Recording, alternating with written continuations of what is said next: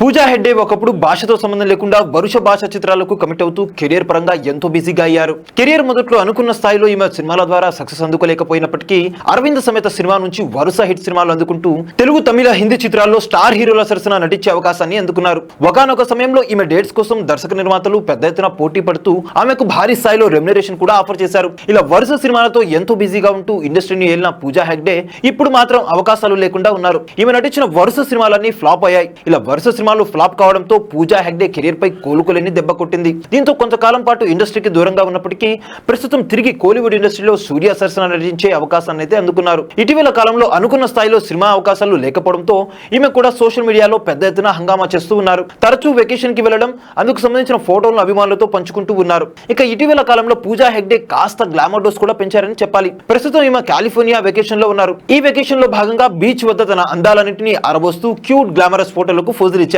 దీంతో ఈ ఫోటోలు కాస్త వైరల్ అవుతున్నాయి. పొట్టి దుస్తులు వేసుకుని తై సందాలన్నింటినీ ఆరబోస్తూ ఫోటోలకు ఫోజులు ఇచ్చారు. ఇలా బీచ్ వ్యూ లో ఈమె గ్లామర్ షో చేస్తూ దిగిన ఫోటోలను షేర్ చేయడంతో ఈ ఫోటోలు కాస్త సోషల్ మీడియాలో వైరల్ అవడమే కాకుండా కుర్రకారుల చూపు పక్కకు తిప్పనివ్వలేదు. చూస్తారు కదా గైస్, మరిన్ని ఇలాంటి ఇంట్రెస్టింగ్ అప్డేట్స్ కోసం చూస్తూనే ఉండండి మా ఛానల్. మీరు కనుక మొదటిసారిగా మా వీడియోస్ ని చూస్తున్నట్టయితే కనుక మా వీడియోస్ ని లైక్ చేయండి, షేర్ చేయండి, మా ఛానల్ ని సబ్స్క్రైబ్ చేయండి, పక్కన ఉన్న బెల్ ఐకాన్ కూడా యాక్టివేట్ చేసుకోండి. Thank you for watching our videos. Till then, okay then, see you, bye by.